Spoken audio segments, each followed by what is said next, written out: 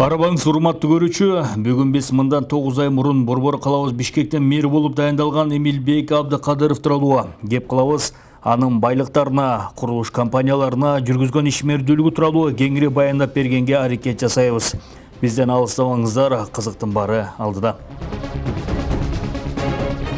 Демек сиздин сөзүңүз боюнча мен Садыр Нурожоевичке кайрылышым керек экен да. Сиздин эми өзүңүздүн жеке абидаңыз бар, мен билем. Депутат менен кайым айтышпай. Мен бу кишиге ишенбейм.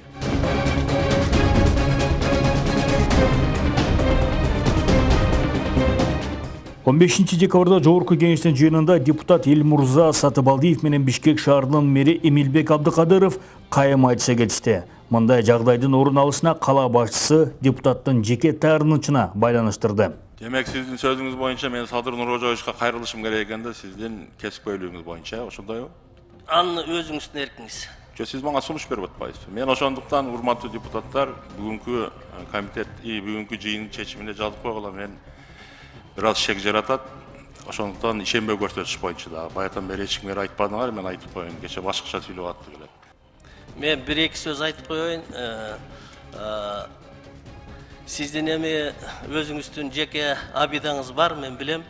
Себеби ошол сиз турган көчөдө өткөндө менин заместителим сиздин заборуңузду бузуп койду. Себеби деген закондун астында баарыбыз бирдей жооп беришибиз керек. Сизге окшогон ошол жерде 70 киши өздөрү заборлорун бузуп, курулуп аткан гранттын эсебинен жол куруп, тротуар куруп берсе ошого тоскоолдук кылдыңыз.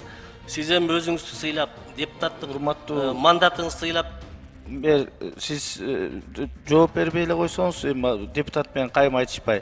Жогорку кеңештин депутаттары Бишкек шаарынын мэри Эмилбек Абдыкадыровду кызматтан кетирүү сунуштамасын президентке жиберет. Мындай чечим ыш маселеси каралган жыйындын соңунда кабыл алынды.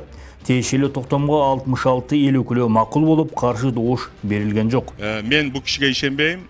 Бүгүнкү чечимге жазып коюңуз гана, председатель Аманкан мырза. Айттığınızda эч ким сунуш берип айтат. Бул сунушум сизге. Мындан тышкары депутаттар мэрдин ышка каршы күрөшүү иштери чабаал жүрүп жатканына, жаңа конуштарды газга туташтыруу көңүл жылытарлык болбой жатканын айтып, нааразычылыктарын билдиришти. Алимент таштанды маселеси бул Бишкекте чоң көйгөйгө айланды. Эми пайгамбар жашына келип айрым депутаттар пенсияга кетиңиз деп катуу сындаган Бишкек шаарынын мэри Эмилбек Абдыкадыровдун өмүр баянына токтолсок, ал 1958 жылдын 2-июнунда Талас облусунда туулган. Билими жогорку инженер, куруучу жана экономист кесибине ээ. Эмгек жолун 1982 жылы техникалык көзөмөл боюнча инженер болуудан баштаган. 2002-2005 жылдары Бишкек шаарынын вице-мэри болгон. 2008-2010 жылдары Кыргыз Республикасынын өкмөттүнө караштуу архитектура жана курулуш мамлекеттик агенттигинин директорунун орун басары. 1990-2004 жылдары 3 жолу Бишкек шаардык кеңешинин депутаты болуп шайланган. 2022 жылдын 24 февралынан тарта Бишкек шаарынын мэри. След Политмер KG порталынын маалыматына ылайык, кала башчы бир канча фирмаларга, анын ичинде курулуш компанияларына ээлик кылат. Маселен, Гереге проект ЖЧКсы Бишкек шаарында катталган фирма 2013 жылдан бери архитектура тармагында иш алып барат. Директору жана негиздөөчүсү катары да өзү көрсөтүлгөн. Айрым ЖМКлардын маалыматтарына ылайык, бул фирма 2016 жылдан бери салык төлөбөй келет. Кийинки ишканасына токтолсок, Нурстроймонтаж ЖЧКсы курулуш тармагында алектенет. Бул фирмада Айжан Осмонкулов аттуу жаран менен биргеликте Абдыкадыров тең негиздөөчү жана директор катары көрсөтүлгөн. Бул компания ишмердүүлүгүн негизи Бишкек шаарына жүргүзөт. Аталган фирманын 5 курулуш объектиси бар. Нурстроймонтаж ЖЧКсын Эмилбек Абдыкадыров 12 жыл иштетип келгенин өзү да жашырбайт. Эгер мен Нурстроймонтажды сурап атсаңыз керек, мен сиздин сурооңузду түшүндүм.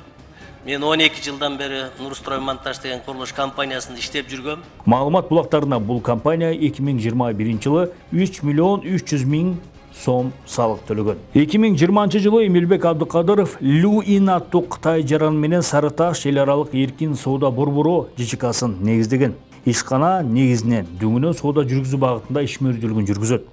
Директор катары Кытайлык инвестор Лу Ин көрсөтүлгөн. Дал ушул эле инвестор менен Эмилбек Абдыкадыров 2019 жылы ат башы Кыргыз-Кытай эркин соода аймагы ЖЧКсын негиздеген. Мындан тышкары мэр 2 дирекцияда директор катары көрсөтүлгөн. Калабатчы Эмилбек Абдыкадыровдун декларатору Политмер KG сайтынын берген маалыматына ылайык эч кандай тапшырган декларациялары жок. Муниципалдык кызмат жөнүндө мыйзамдын 43-чү беренесине ылайык мэр кызыкчылыктардын кагылышын болтурбоо үчүн бизнес менен алектенбешин керек.